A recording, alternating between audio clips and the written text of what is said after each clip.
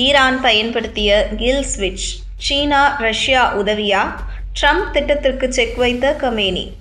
ஈரானில் அதிபர் கமேனிக்கு எதிராக போராட்டம் 2 வாரங்களுக்கும் மேலாக நீடித்து வருகிறது.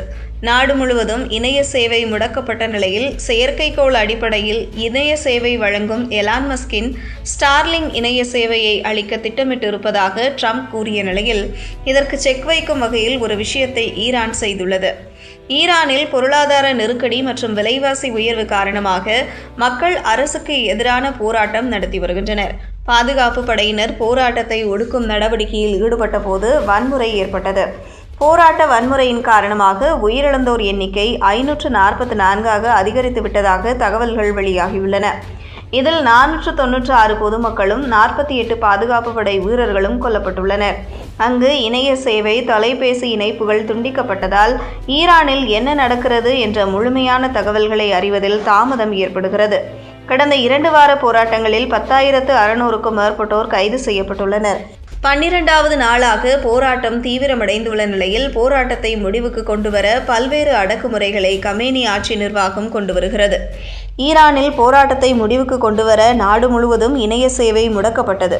ஒட்டுமொத்த நாட்டிலும் இணைய சேவை முடக்கப்பட்டதால் தவித்த ஈரானிய மக்கள் ஆப்ஷன் பி ஆக எலான் மஸ்கின் ஸ்டார்லிங் இணைய சேவையை பயன்படுத்த ஆரம்பித்தனர். ஈரானில் என்ன நடக்கிறது என்பது பற்றிய தகவல்களை ஸ்டார்லிங் இணைய சேவை பயன்படுத்தி ஈரானிய மக்கள் வெளி உலகுக்கு அனுப்பி வந்தனர். ஆனால் தற்போது ஸ்டார்லிங் இணைய சேவையும் பாதிக்கப்பட்டுள்ளதாக கூறப்படுகிறது.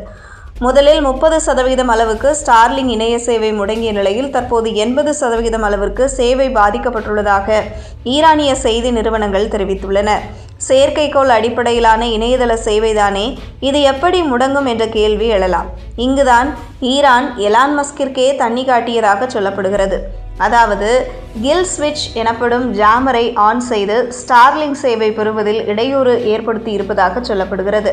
மிகவும் விலை உயர்ந்த மற்றும் இராணுவ தர ஜாமிங் கருவிகளை பயன்படுத்தி இணைய சேவைக்கு இடையூறு ஏற்படுத்தியதாக சொல்லப்படுகிறது.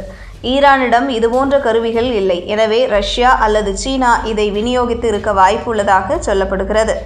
ஈரானில் இணைய சேவை பாதிக்கப்பட்டு இருப்பதால் அங்கு இணைய சேவை வழங்குவதற்காக எலான் மஸ்கிடம் பேச இருப்பதாக அமெரிக்க அதிபர் டொனால்டு ட்ரம்ப் கூறியிருந்தார்.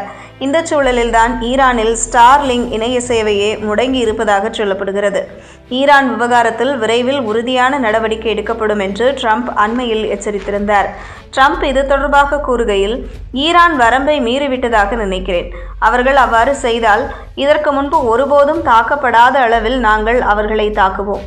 கொல்லப்படக்கூடாத சிலர் கொல்லப்பட்டுள்ளனர். அவர்கள் தலைவர்களா அல்லது வன்முறை மூலம் ஆட்சி செய்கிறார்களா என்று எனக்கு தெரியவில்லை.